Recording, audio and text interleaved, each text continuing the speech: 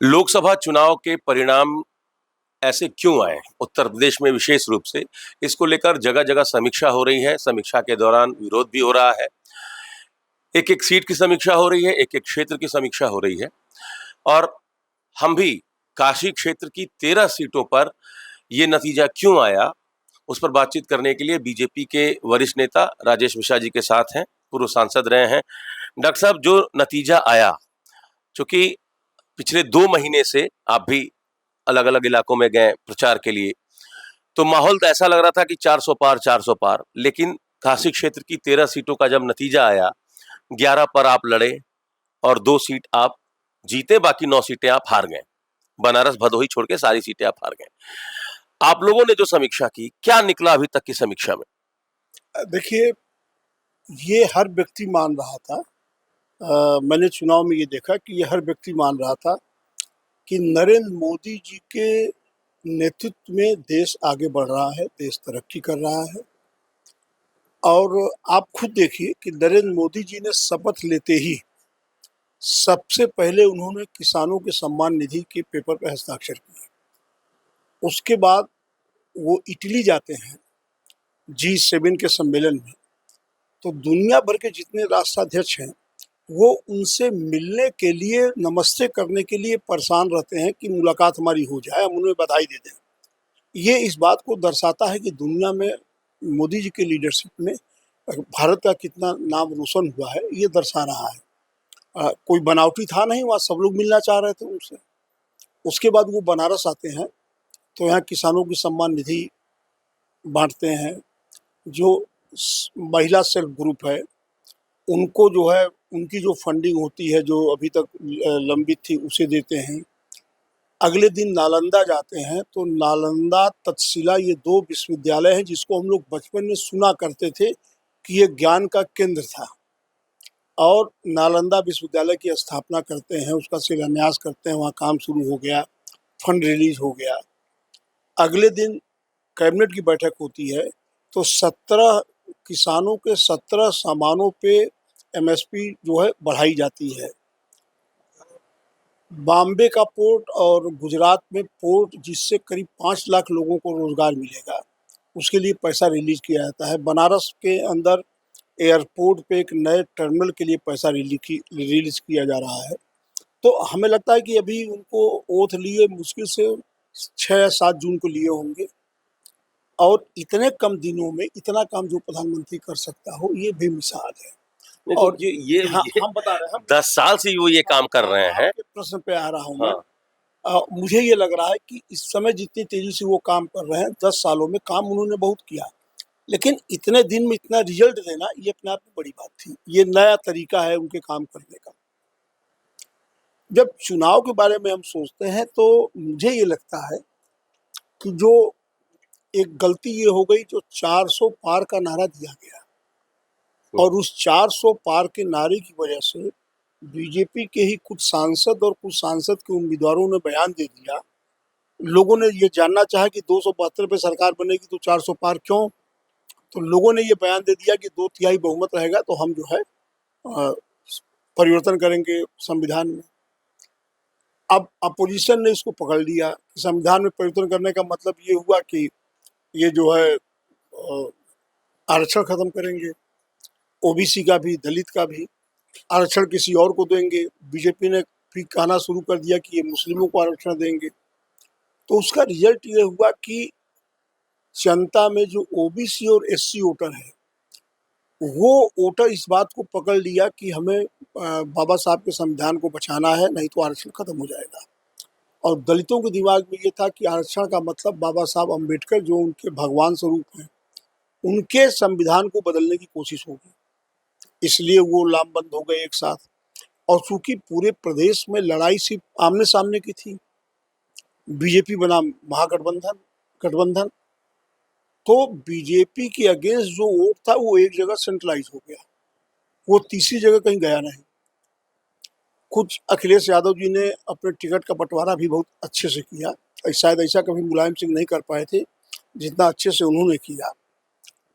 और मुझे ये लगता है कांग्रेस के, भाजपा के वर्करों ने मेहनत बहुत किया, सब लोगों ने। लेकिन एक जो अति आत्मविश्वास शब्द है, उसका खामियाजा भी भुगतना पड़ा है। डॉक्टर लोग ये साहब मान डॉक्टर रहे थे साहब कि हम डॉक्टर चुनाव साहब जीत जाएंगे। ठीक है, आपने 2-3 कारण बताए। आपने संविधान खतरे में है, विपक्ष का जो नैरेटिव था वो काम कर गया। आपने बताया कि जो अनुसूचित जाति के वोटर्स थे वो भी उधर मूव कर गए। चलिए, आपकी सारी बातें ठीक हैं। बनारस में ये रिजल्ट क्यों आया? 4,60,000 वोट कांग्रेस को मिले हैं। इतिहास में इतना वोट कभी कांग्रेस को नहीं मिला था। बनारस में आप लोगों से कहाँ कमी रह गई थी? मेयर आपके, एमएलसी आपके, एमएलए आपके, सारे लोग आपके, ऊपर से बाहर के बड़े-बड़े केंद्रीय मंत्री, संगठन के बड़े-बड़े लोग 1 महीने से यहीं आके रुके थे, होटल फुल थे। कहाँ दिक्कत थी? कहाँ कमी रह गई? देखिए, ये रिजल्ट आया है तो कमी तो है कहीं न कहीं। तो किसकी कमी है ये? ये कमी तो संगठन की है। और एक दूसरा साइड आप और देखिए, तो आपने कहा ना कि 4.5 लाख के करीब वोट मिला है गठबंधन को। पूरे यूपी में जहाँ-जहाँ गठबंधन चुनाव हारा है, जहाँ-जहाँ जितनी सीटों पे, हर जगह उनको वोट 4 से 4.5 लाख, 3.5 लाख, पौने 5 लाख मिला है। इतना वोट पा के हारे हैं। आप यही देख लीजिए मिर्ज़ापुर में। मिर्ज़ापुर में देखिए, वहाँ अनुप्रिया पटेल जी जीती हैं, लेकिन उनके अगेंस्ट में जो वोट पाया है, वो भी 4.5 लाख पाया है। आप भदोही देख लीजिए, वहाँ भी जो अगेंस्ट में है वो 4.5 लाख के करीब वोट पाया है। यही आपके जौनपुर में हुआ है, यही गाजीपुर में हुआ है, यही चंदौली में हुआ है। तो कहने का मतलब ये है कि जो वोटों का जो है सेंट्रलाइजेशन हुआ 2 जगहों में, उसमें हारने वाले और जीतने वाले में अंतर कम हुआ। और बनारस में हमें जो लगता है, मैं भी ये मान के चल रहा था कि जीत का अंतर कम से कम 4 लाख 5 लाख तक होना चाहिए। मैं भी ये मान के चल रहा था। क्योंकि मैं जब इसको नज़दीक से देखता था तो मुझे ये लगता था कि इतना अंतर हो जाएगा प्रधानमंत्री जी के नाम पे। लेकिन एक तो बीजेपी के कार्यकर्ताओं का अ, अति विश्वास कि हम जीत ही जाएँगे, और इस विश्वास की वजह से मेहनत कम करना एक कारण ये भी था। अब रिजल्ट जो आया है वो पूरे प्रदेश का रिजल्ट यही है कि 4 साढ़े 4 लाख हारने वाला और 5.5 लाख 6 लाख जीतने वाला वोट पाया है, ये पूरे प्रदेश में है।